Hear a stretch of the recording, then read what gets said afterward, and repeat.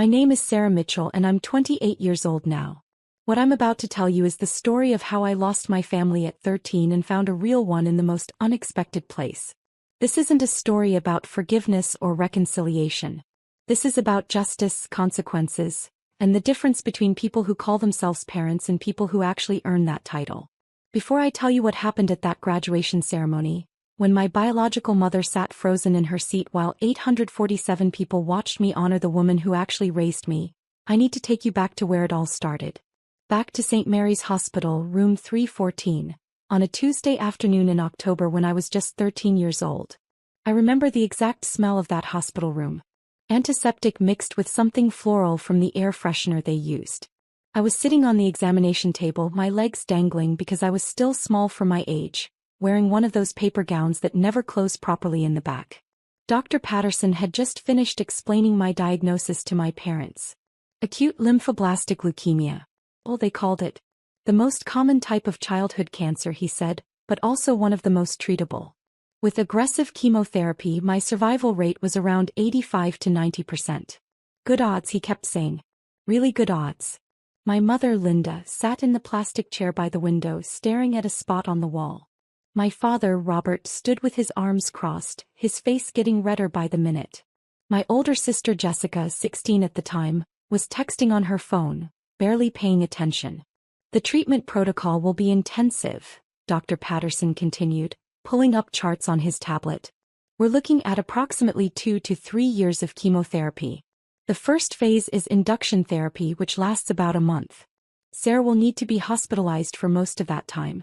Then we move to consolidation and maintenance phases, which can be done outpatient but will require frequent hospital visits. How much? That was the first thing my father said. Not, is she going to be okay? Or, what can we do to help? Just, how much? Dr. Patterson cleared his throat. With your insurance, you'll be responsible for roughly 20% of the costs. Over the full treatment course, that could be anywhere from $60,000 to $100,000 out of pocket. But we have financial assistance programs, payment plans. My father's laugh was harsh and cold. You're telling me we have to pay $100,000 because she got sick? Robert, my mother said quietly, but she didn't look at me. She still hadn't looked at me since the diagnosis.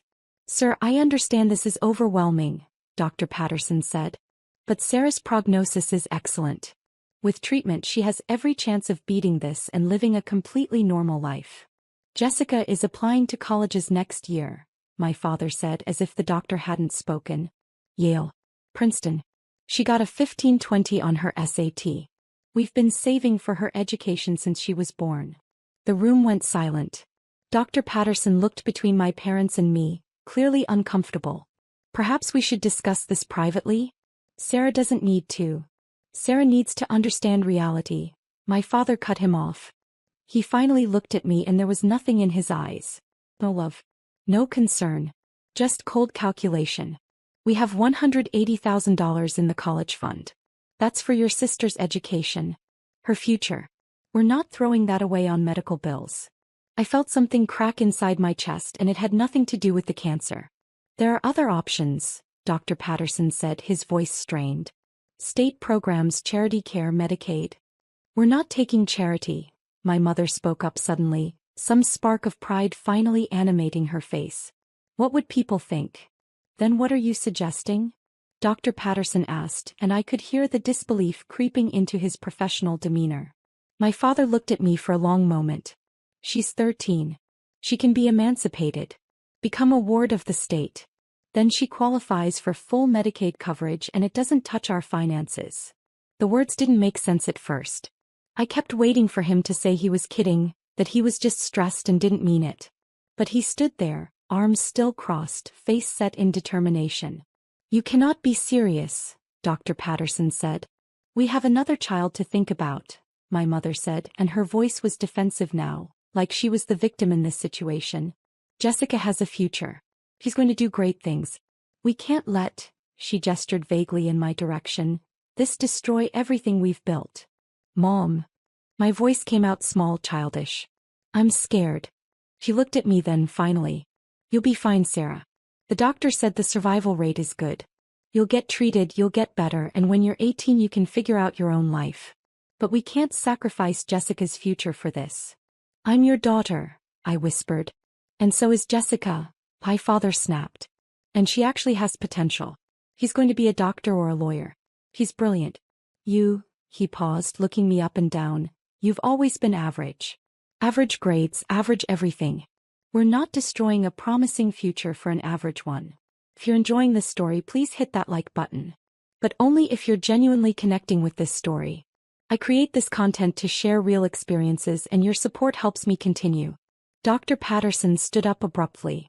I'm going to ask you to leave my office while I speak with Sarah privately. We're her parents. My mother started. Leave. Now. Dr. Patterson's voice had gone cold and hard. Or I will call security and social services. They left. Jessica followed without even glancing at me, still on her phone. The door clicked shut behind them and suddenly I couldn't breathe. The full weight of what had just happened crashed over me and I started sobbing, huge gasping sobs that made my whole body shake. Dr. Patterson pulled his chair close and waited until I could breathe again. Sarah, I need you to listen to me very carefully. What your parents just said, that's not okay. That's not legal and it's not happening. I'm calling social services right now. You're not leaving this hospital without a plan in place that puts you first. Do you understand? I nodded, wiping my face with the scratchy hospital tissues. You have cancer. That's scary and it's going to be hard. But you're going to beat this and you're going to do it surrounded by people who actually care about you. I promise you that. He kept his promise. Within an hour, a social worker named Margaret was in the room. Within 2 hours, they'd moved me to a pediatric oncology room and officially admitted me for treatment. And within 3 hours, my parents had signed emergency temporary custody papers, effectively abandoning me to the state. They didn't even say goodbye. That first night in the pediatric oncology ward was the darkest of my life. I lay in that hospital bed, hooked up to N4, surrounded by machines that beeped and hummed, and I felt more alone than I'd ever imagined possible. I wasn't scared of the cancer anymore. I was scared that no one would care if I lived or died. Then Rachel walked in for the night shift. Rachel Torres was 34 years old, a pediatric oncology nurse who'd been working at St. Mary's for 8 years. She had dark curly hair pulled back in a practical ponytail, warm brown eyes, and a smile that actually reached those eyes. She wasn't beautiful in a conventional way, but there was something about her presence that made you feel safe. Hey there, Sarah, she said, checking my chart. I'm Rachel and I'm going to be your night nurse. How are you feeling? Terrible, I said honestly. She pulled up a chair and sat down, giving me her full attention. Yeah, I heard what happened with your parents. There aren't really words for how messed up that is. I started crying again. I seemed to do nothing but cry that day. Rachel didn't tell me to stop or that everything would be okay. She just handed me tissues and waited. When I finally calmed down, she said, I'm not going to lie to you, Sarah. The next few years are going to be hard. Cancer treatment is rough. But you know what? You're tougher than cancer. You're tougher than parents who don't deserve you. And you're not alone. I'm going to be here every step of the way. You don't even know me, I said. Not yet. But I'm going to. And I have a feeling you're pretty remarkable. That night, after she'd finished her rounds, Rachel came back to my room with a deck of cards. We played Go Fish until 2 a.m. and she told me about her life. She was divorced, no kids of her own, had always wanted to be a mother but it hadn't worked out. She lived in a small house 15 minutes from the hospital, had a cat named Pancake, and was obsessed with murder mystery podcasts. Why nursing? I asked at one point. My little brother had leukemia when I was 18, she said quietly. He beat it. He's 28 now, married, has a kid. But I remember what it was like watching him go through treatment. I remember the nurses who made a difference and the ones who were just doing a job. I wanted to be the kind who makes a difference. Did your parents abandon him? The question came out before I could stop it. God, no. My whole family rallied around him. My parents went broke paying for things insurance didn't cover and they never once complained. That's what parents do, Sarah. Real parents. Over the next month, as I went through induction chemotherapy, Rachel became more than my nurse. She became my advocate, my protector, and my friend. When I was too sick to eat, she'd sit with me and tell stories until the nausea passed. When I lost my hair, she showed me photos of herself from her own bad hair phase, in high school, until I laughed. When I had nightmares about being alone forever, she held my hand until I fell back asleep. My parents didn't visit. Not once. My caseworker, Margaret, said they'd signed full surrender papers, giving up all parental rights. Jessica was busy with SAT prep and college applications. I was truly on my own. Except I wasn't. Because Rachel was there. On day 28 of my hospital stay, when the induction phase was complete and I was in remission, Dr. Patterson came in with good news. You're responding beautifully to treatment, Sarah. We can move to outpatient care now. You'll need to come in regularly for chemo, but you won't have to live here. Where will she go? Rachel asked immediately. She was technically off duty but had stayed late as she often did. Foster care, Margaret said. She was there too, always coordinating my placement. I have a family lined up. They're experienced with medical needs. I want to take her. Everyone looked at Rachel. I want to foster her. I'm already approved. I did the training 2 years ago but never had a placement. I can do this. I want to do this. Margaret and Dr. Patterson exchanged glances. Rachel, this is a long-term commitment. 2 more years of intensive treatment, then years of monitoring. I know. I want to do it. If Sarah wants to come home with me. She looked at me and I saw something in her eyes that I hadn't seen from an adult in a long time. Hope. Love. Commitment. Yes, I said. Please. The paperwork took another week.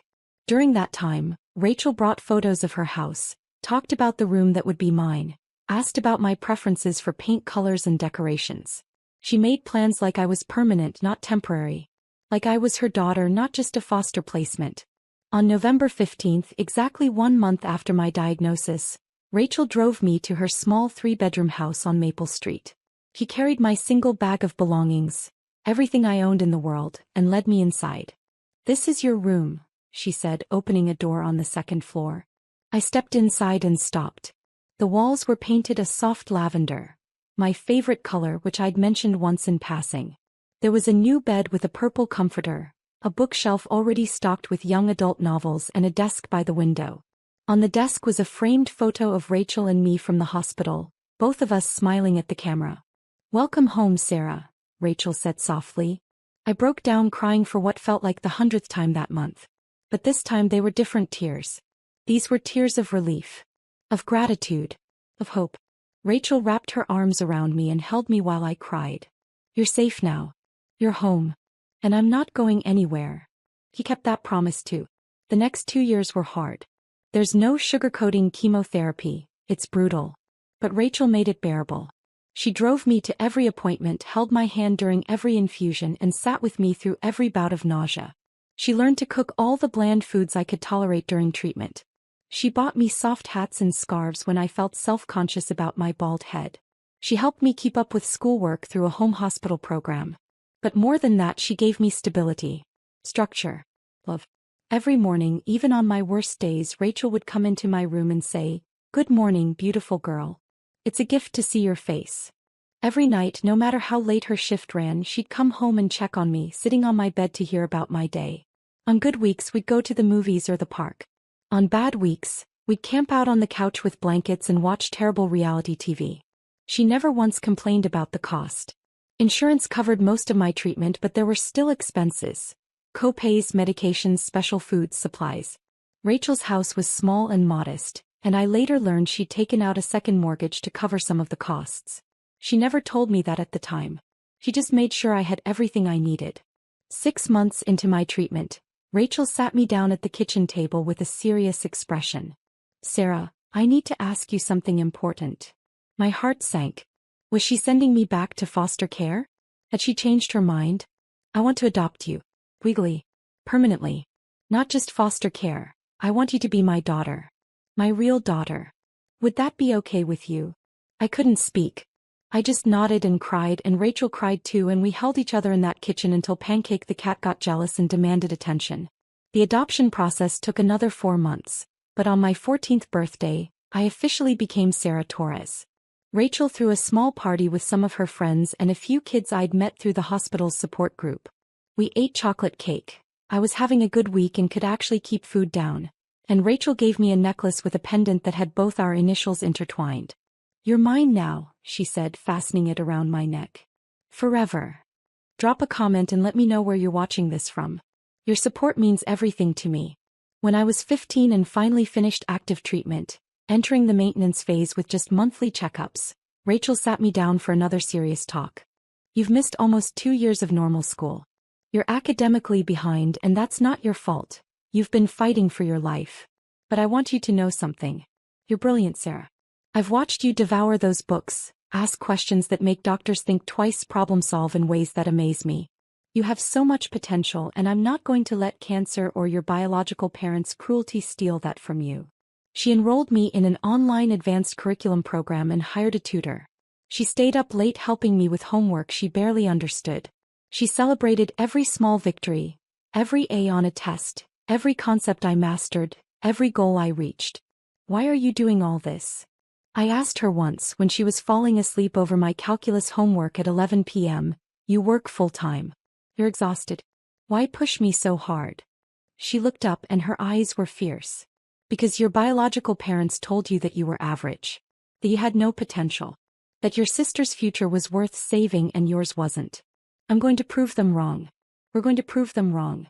You're going to do extraordinary things, Sarah Torres, and the whole world is going to know it. By 16 I'd caught up to my grade level. By 17 I was ahead of it, taking college-level courses. Rachel's house was always filled with books, study materials, and the smell of coffee as we worked side by side. Her on nursing journals, me on AP homework. But it wasn't all academics. Rachel made sure I had a life too. She took me to concerts, museums, and plays. She taught me to cook and let me make disastrous messes in the kitchen. She introduced me to her friends who became my aunts and uncles. She made sure I went to therapy to process everything I'd been through. Healing isn't just physical, she'd say. Your heart needs care too. When I turned 18 and got the 5-year all-clear from Dr. Patterson, meaning I was officially in remission with minimal chance of relapse, Rachel took me out to our favorite restaurant. Over pasta and breadsticks she pulled out a small box. I know you're technically an adult now and you don't need me to be your legal guardian anymore. But I want you to know you're my daughter. That's never going to change. Whether you live here or move away, whether you're 18 or 80, you're my kid. Always. Inside the box was a ring, simple and silver with both our birthstones. To remind you that you're never alone, Rachel said. I wore that ring every single day. During my senior year of high school, Rachel and I started talking seriously about college. My grades were exceptional. 4.0 GPA, perfect scores on AP exams, strong SAT scores. I discovered a passion for medicine during my treatment, wanting to be like Dr. Patterson and Rachel. Someone who helps people through their darkest times. I want to apply to Johns Hopkins, I told Rachel one evening. Their pre-med program is one of the best in the country, and their medical school. It's a dream. Johns Hopkins was also obscenely expensive. Even with financial aid, it would be a stretch. Rachel didn't hesitate. Then that's where you're applying. We'll figure out the money. You apply to Hopkins and you're going to get in. He was right. In March of my senior year, I got my acceptance letter from Johns Hopkins University with a substantial scholarship. Between the scholarship, grants, and federal loans, the cost was manageable. Rachel insisted on covering my living expenses. You focus on school, she said. I've got this. But. No buts. You're going to be a doctor. You're going to save lives. You're going to be extraordinary. That's worth every penny. I cried when I opened that acceptance letter, and Rachel cried with me. We'd done it. Together we'd proven everyone wrong. I spent 4 years at Johns Hopkins working harder than I'd ever worked in my life. Pre-med was brutal. Organic chemistry, physics, biology, endless labs and papers and exams. I called Rachel almost every night, sometimes just to hear her voice, sometimes to cry about a bad grade or a hard day. You can do this, she'd say every single time. You're Sarah Torres. You beat cancer. You can beat anything. During my sophomore year, I came home for Christmas break and noticed Rachel looked tired. Thinner. I asked if she was okay and she waved me off. Just working extra shifts to help with your expenses. I'm fine, honey. I later learned she'd been working 50 to 60-hour weeks, picking up every extra shift she could to make sure I never had to worry about money. She never once asked me to get a job or contribute. She just worked herself to exhaustion so I could focus on school. By my junior year, I was at the top of my class. By senior year, I was applying to medical schools and getting interviews at prestigious programs. And Johns Hopkins School of Medicine accepted me. 4 more years, I told Rachel on the phone when I got my acceptance. 4 more years and I'll be Dr. Torres. I'm so proud of you I could burst, Rachel said, and I could hear the tears in her voice. Your biological parents have no idea what they gave up. They lost me, I agreed. But I gained you. I'd say I got the better deal. Medical school was even more intense than undergrad. The coursework was relentless, the clinical rotations exhausting, the pressure enormous. But I loved it. I loved learning how the human body works, how to diagnose diseases, how to help people heal. I specialized in oncology, wanting to help kids like the one I'd been. Rachel came to every milestone. My white coat ceremony. My first day of clinical rotations. My residency match day. She was always there, always proud, always supportive. And through all of this, 13 years of school, hundreds of miles between us sometimes, countless stressful nights and difficult days, I never heard from my biological parents. Not a single call, email, or text. They'd moved on with their lives and I'd moved on with mine. Or so I thought. In April of my 4th year of medical school, I received the news that I'd been selected as valedictorian of my graduating class. Out of 120 brilliant students, I had the highest academic standing, the best clinical evaluations, and the strongest research record. I would give the student address at commencement. I called Rachel immediately. Mom, I have news. She'd started asking me to call her mom during my sophomore year of college. You are my mom, I'd said. The only one who matters. What's the news, baby? I'm valedictorian. I'm giving the speech at graduation. Rachel screamed so loud I had to pull the phone away from my ear. Then she was crying and laughing and talking so fast I could barely understand her. I'm so proud of you. So incredibly proud. Your speech is going to be amazing. You're going to change the world, Sarah. I always knew it. Graduation was scheduled for May 20th. Rachel asked for the day off from work months in advance. She bought a new dress. She invited all her friends, my aunts and uncles, the people who'd become my family. It was going to be a celebration. 2 weeks before graduation, I got an email from the university's events coordinator.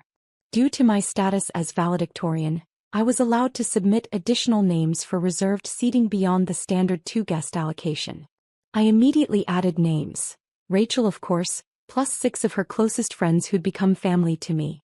The coordinator responded quickly. We actually have one additional request for your reserved section. Alinda and Robert Mitchell have contacted us claiming to be your parents and requesting seats. Should we add them to your list? I stared at that email for a full 5 minutes. Linda and Robert Mitchell. My biological parents. The people who'd abandoned me at 13, who'd told me I was average and not worth saving, who'd chosen my sister's college fund over my life. They wanted to come to my graduation. I picked up the phone and called Rachel. Mom, my biological parents want to come to graduation. There was a long pause. How do you feel about that? I don't know. Part of me wants to tell them to go to hell. Part of me wants them to see what I became despite them. What do you think I should do? It's your day, honey. Your accomplishment. Whatever you want, I'll support. But if you ask my opinion, let them come. Let them see exactly what they threw away. Let them see the woman you became with a real mother by your side. I thought about it for a long time. Then I emailed back. Yes, add them to the reserved section. I wanted them there. I wanted them to see. The next 2 weeks passed in a blur of final exams, packing up my apartment and writing my valedictorian speech. I didn't tell Rachel what I was planning to say. I wanted it to be a surprise. May 20th dawned bright and clear. Johns Hopkins commencement was held at Royal Farms Arena in Baltimore, with seating for over 10,000 people. Graduates from all schools, medicine, nursing, public health, all of Hopkins, would be there along with their families. I arrived early for the graduate lineup. My white coat was pressed, my honor cords arranged perfectly. I was wearing Rachel's necklace, the one with our intertwined initials, and the ring she'd given me on my 18th birthday. As we were organizing by school and academic standing, one of the event coordinators approached me. Dr. Torres? They called us doctors even though we hadn't officially graduated yet. Your guests are seated in Section A, Row 3. Is there anything you need? No, thank you. I'm ready. The ceremony began with pomp and circumstance. Literally, they played the traditional graduation march as we filed in, 120 medical students in white coats and caps. The arena was packed, filled with the families of graduates and professors. Cameras flashed everywhere. I caught a glimpse of my section as I walked past. Rachel sat in the front, her face already wet with tears of joy, wearing the new dress she'd bought and clutching a bouquet of flowers. Next to her sat her friends, my aunts and uncles, the family I'd built. And 2 seats down, stiff and uncomfortable looking, sat Linda and Robert Mitchell. My biological parents. I hadn't seen them in 15 years. My mother looked older, grayer, more worn. My father had gained weight and lost hair. They looked ordinary, small. Nothing like the terrifying figures from my childhood memories. They didn't look at me as I passed. They seemed to be scanning the program, probably trying to figure out where their other daughter sat in the crowd. It hadn't occurred to them that their reserved seats were for me. The ceremony progressed through the standard speeches. Welcome from the dean, address from the university president, remarks from the keynote speaker, a renowned surgeon. Then it was time for the student address. And now, the dean said, stepping up to the podium, it is my tremendous honor to introduce our valedictorian, the student selected to represent the Johns Hopkins School of Medicine class of 2026. She graduated at the top of her class, conducted groundbreaking research in pediatric oncology, and impressed every single one of her professors with her compassion, intelligence, and dedication. Ladies and gentlemen, Dr. Sarah Torres. The arena erupted in applause. I stood and walked to the stage, my heart pounding. As I climbed the steps, I saw Rachel on her feet, clapping so hard her hands must have hurt, tears streaming down her face. I also saw my biological parents. They'd both gone very still, staring at their programs. My mother's hand was frozen halfway to her mouth. My father had gone pale. They'd figured it out. I reached the podium and adjusted the microphone. 10,000 people looked at me. I took a deep breath and began. Thank you, Dean Morrison. To our distinguished guests, faculty, families, and most importantly, my fellow graduates, congratulations. We made it. Applause and cheers.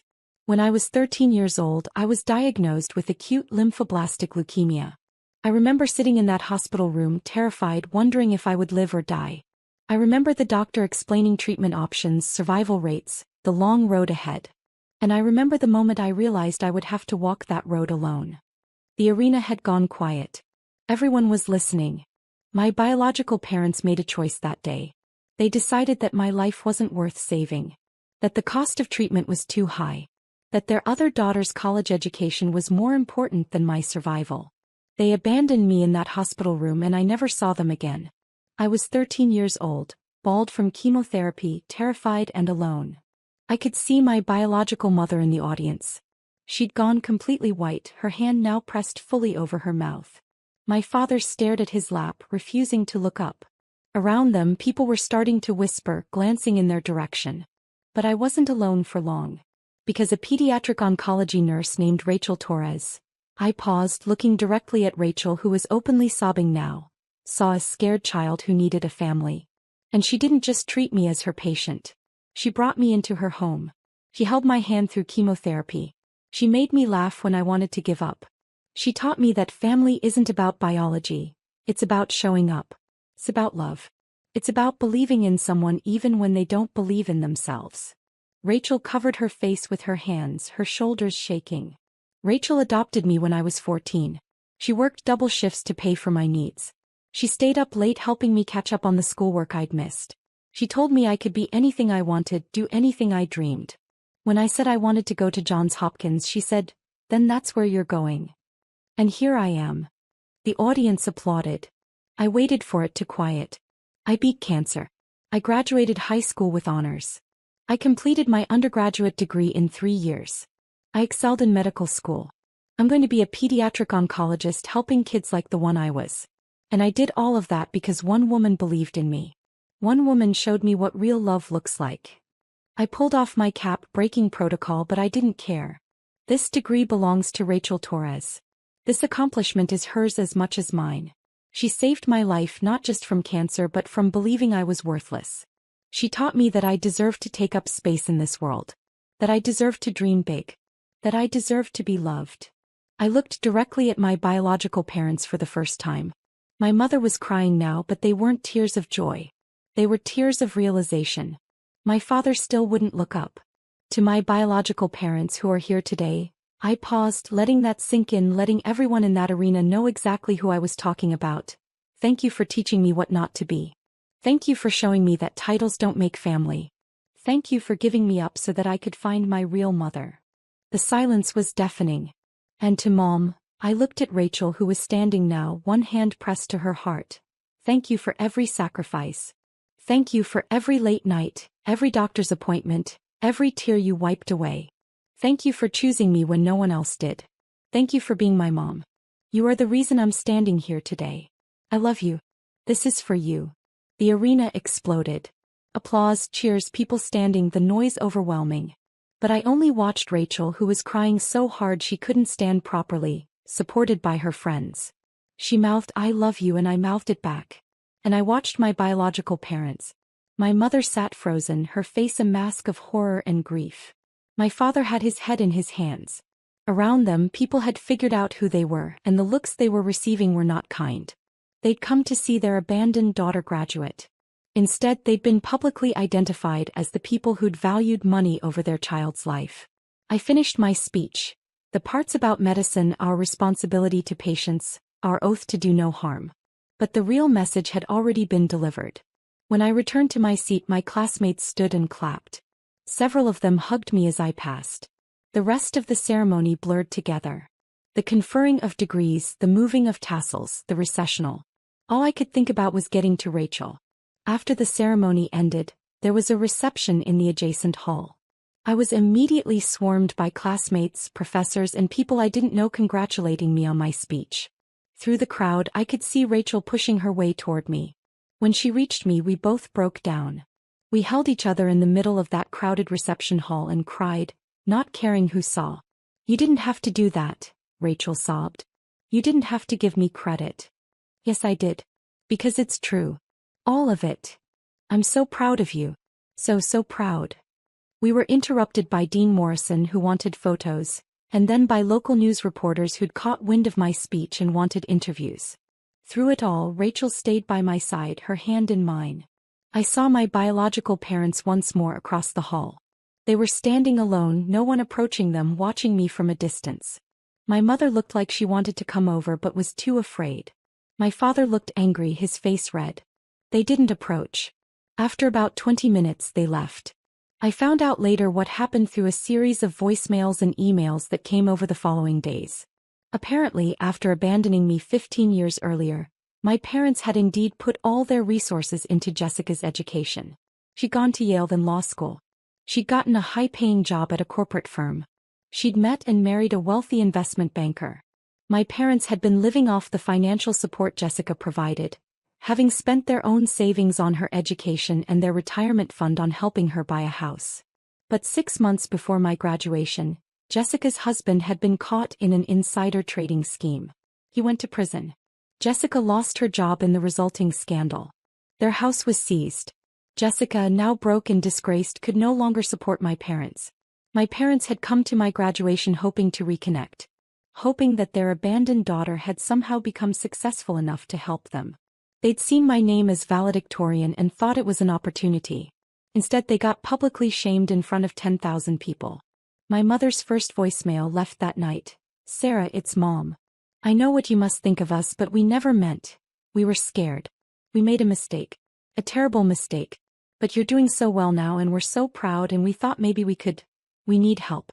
Jessica can't help us anymore and we're facing foreclosure, and we thought since you're a doctor now, please call me back." I deleted it. My father's email 2 days later. "Sarah, your mother is devastated. You humiliated us in public. We made the best decision we could at the time given our circumstances. You turned out fine, so clearly we didn't ruin your life like you claimed. We're your parents. You owe us at least a conversation. Call us." I didn't respond. Over the next 2 weeks, they called 47 times. They sent emails, texts, messages through social media. Each one was a mix of guilt-tripping demands and barely veiled requests for money. They'd heard from someone that Johns Hopkins graduates get high-paying residencies. They knew I'd be making doctor money soon. They thought I could help. On the 15th day, I sent one email. "You told me when I was 13 that you couldn't afford a sick child. You said Jessica had potential and I didn't. You abandoned me when I needed you most. Rachel Torres became my mother, my family, my everything. I owe you nothing. Do not contact me again. I blocked their numbers, blocked their emails, and moved on with my life. That was 3 years ago. I'm 31 now, completing my fellowship in pediatric oncology at Children's Hospital of Philadelphia. I'm exactly where I want to be, doing exactly what I'm meant to do. Rachel is still in Baltimore, still working as a nurse, though she's cut back to part-time. She visits often and I go home whenever I can. We talk every single day. He's my mom, my best friend, my hero. I heard through a mutual acquaintance, someone who knew my biological family, that my parents lost their house 2 years ago.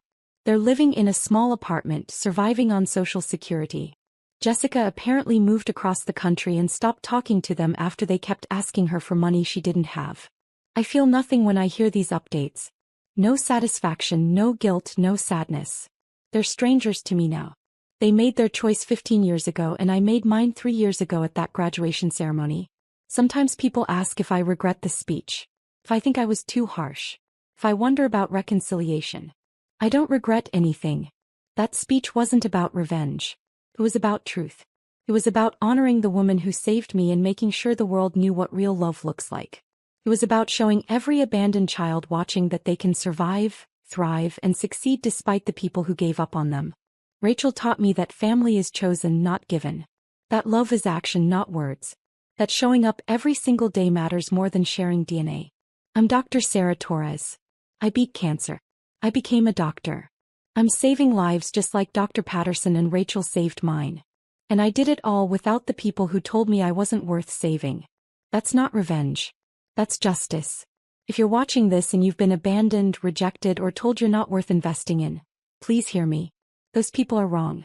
Your worth isn't determined by people who couldn't see it. Your potential isn't limited by people who underestimated you. Find your Rachel. Find the people who see you, believe in you, and show up for you. Build your chosen family.